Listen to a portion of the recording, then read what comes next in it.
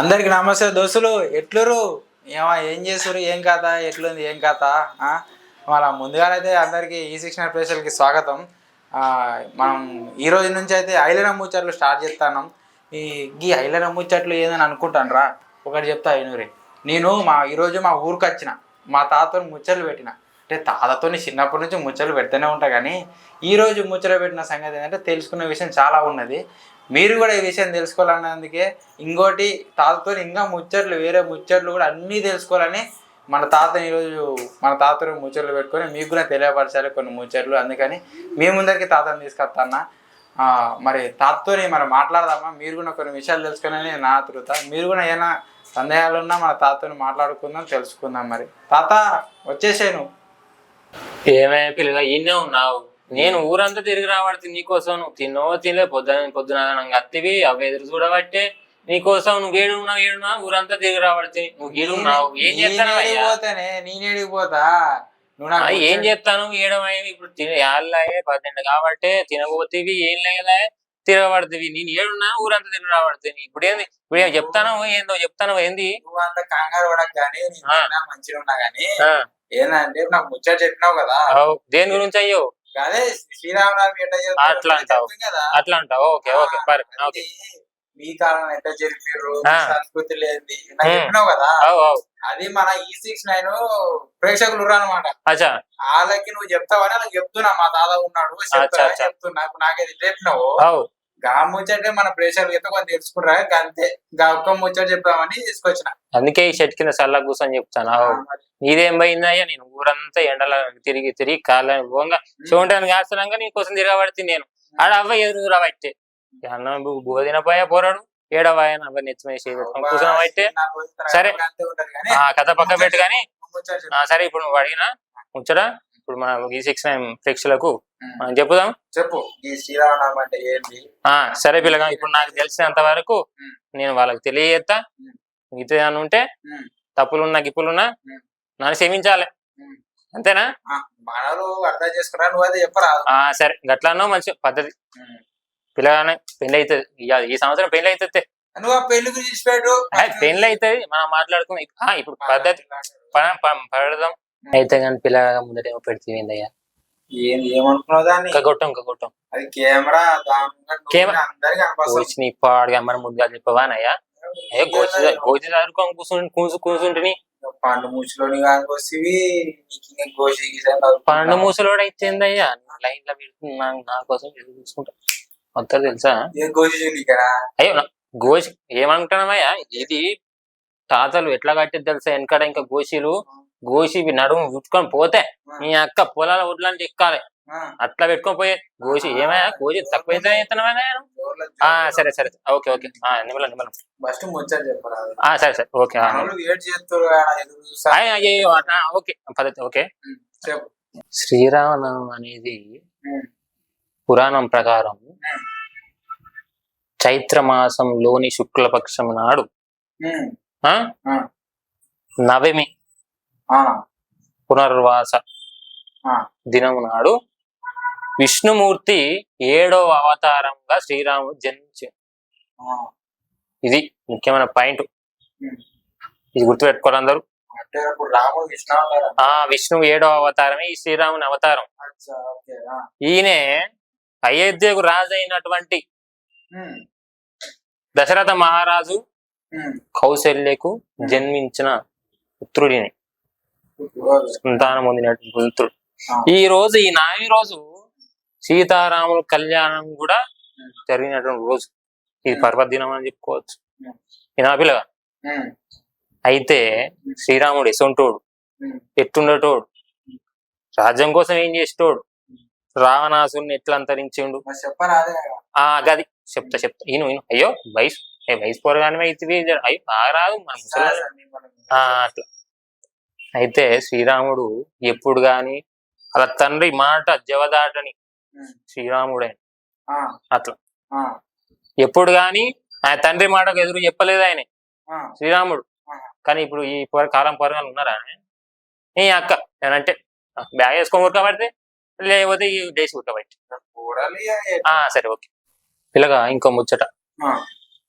ఇప్పుడు దశరథ మహారాజు ఉన్నాడు కదా, ఆయనే సంతానం కోసం పుత్రమేష్ట అగ్ని యాగం అనేది చేసిండు. యజ్ఞం చేసిండు ఆయన. సంతానం కలనికి చేసిండు ఆయన. అయితే అగ్నిదేవుడు ప్రసాదించిన తర్వాత పాయసం ద్వారా కౌసల్య రామునికి జన్మనిచ్చింది. ప్రసాదించిండు ఆయన, పరం ప్రసాదించిండు. పుత్రుని ప్రసాదించగా కౌసల్య పాయసం ద్వారా శ్రీరామునికి జన్మనిచ్చింది.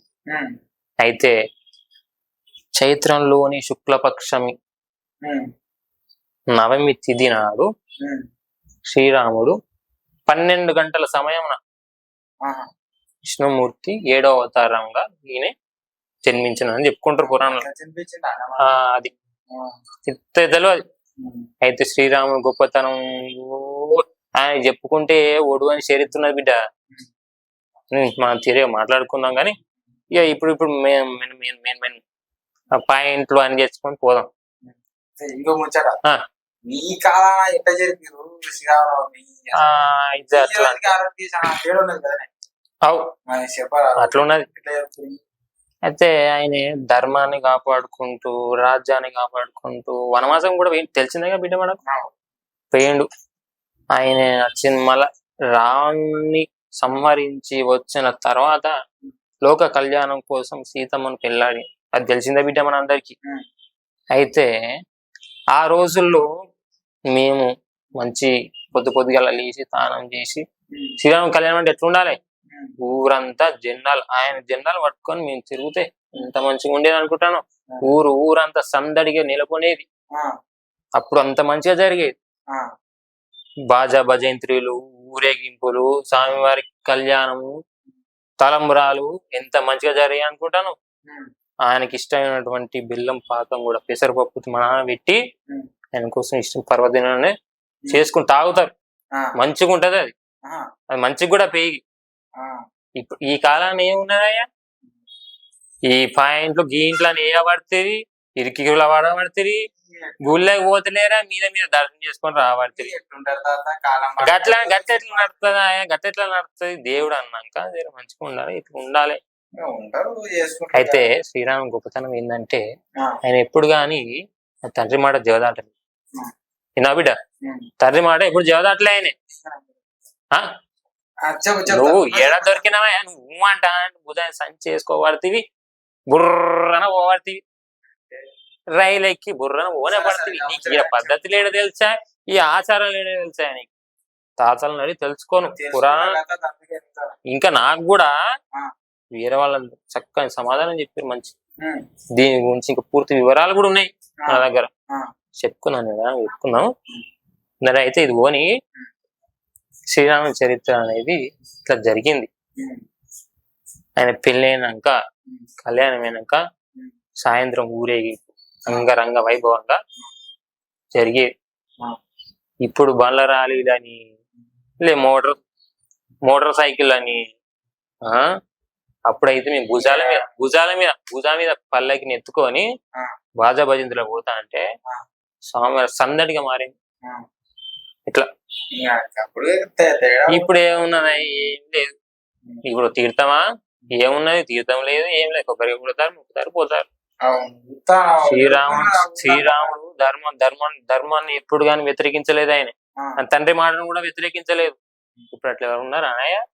శ్రీరామ గొప్పతనం ఏంటంటే చెప్పుకున్న చరిత్ర అయినది. ఇది ఆయన చాలా గొప్ప పరిస్థితి.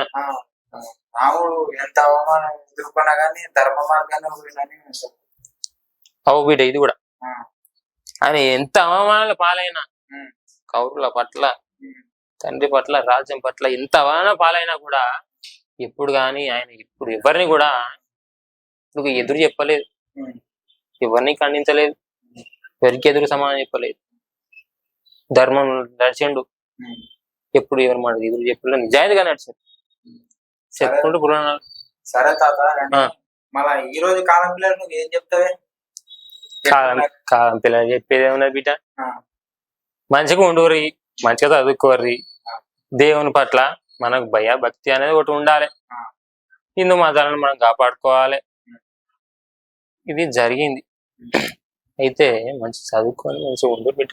సిటీలలో పట్టణాలలో పోయి ఏం చేస్తారో ఏం పోతారో ఏం తింటారో ఏమవుతారో మాకేం తెలుస్తుంది బిడ్డ. మీరు ఏం తింటారు? మేమైతే చదువుకుంటాను అనుకుంటుంది బందవాసుగా మేము మా దగ్గర మేము గడుపుతాను.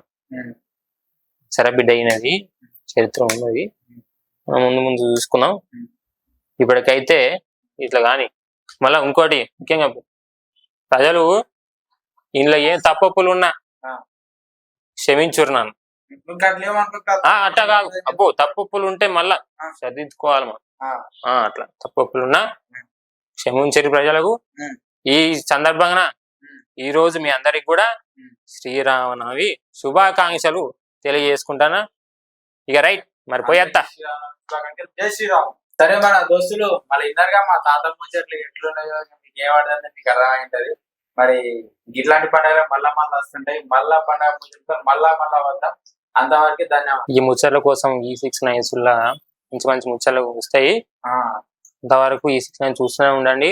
ఎవరైనా సబ్స్క్రైబ్ చేసుకునే వాళ్ళు ఉంటే సబ్స్క్రైబ్ చేసుకొని పక్కన ఉన్న గంట టింగ్ అని కొట్టాలి. చూసుకోవాలి మీరు అందరు. ప్రజలు పోయేత్తా మరి.